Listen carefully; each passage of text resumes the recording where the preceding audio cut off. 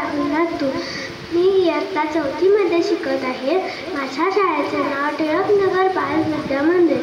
मी आज तुम्हाला एकपात्री नाट्यछटा सादर करून दाखवणार आहे. माझ्या नाट्यछटेचे नाव मी माझ्या आईचं ऐकणार.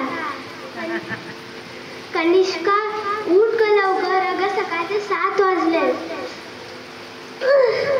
काय गाय, आता कुठं उन्हाळ्याची सुट्टी लागली, झोपू दे ना ग.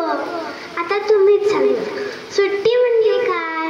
भरपूर मज्जा, मामाच्या गावाला जायचं, भरपूर आंबे खायचे आणि मित्र मैत्रिणींना जमवून खूप मज्जा मस्ती करायची. वा, पण नाही, नेहमीप्रमाणे या मोठ्या वडिलांना सतत आम्ही काहीतरी शिकावं असंच वाटतं.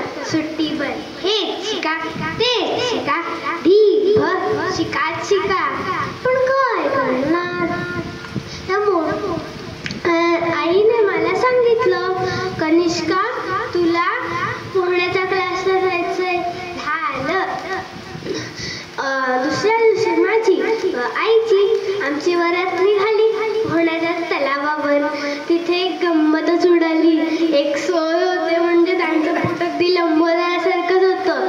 ते घसरले, पडले ते पाण्यातच आणि एवढा मोठा धबधबा उडाला की आम्ही सगळेच भिजलो, अगदी आई सुद्धा. आणि याच वातावरणामुळे माझी पोहण्याची भीती नाहीशी झाली आणि पटकन पोहायला शिकले. एके दिवशी काय झालं, सरांनी माझ्या आईला सांगितलं पोहण्याच्या स्पर्धेबद्दल. आल्या सांगितलं आईने मला, कनिष्का तुला पोहण्याच्या स्पर्धेत भाग घ्यायचा आहे. असं वाटत होतं नकोच ती स्पर्धा, नकोच ते बक्षीस, पण काय करणार, आईने सांगितलं होतं ना. मग रोज सराव, हात पाय इतके दुखत होते ना की असं वाटत नकोच ते. मग असं करत करत स्पर्धेचा दिवस उजाडला. मग मी आणि माझी आई आम्ही स्पर्धेला निघालो. स्पर्धा सुरू झाली. मी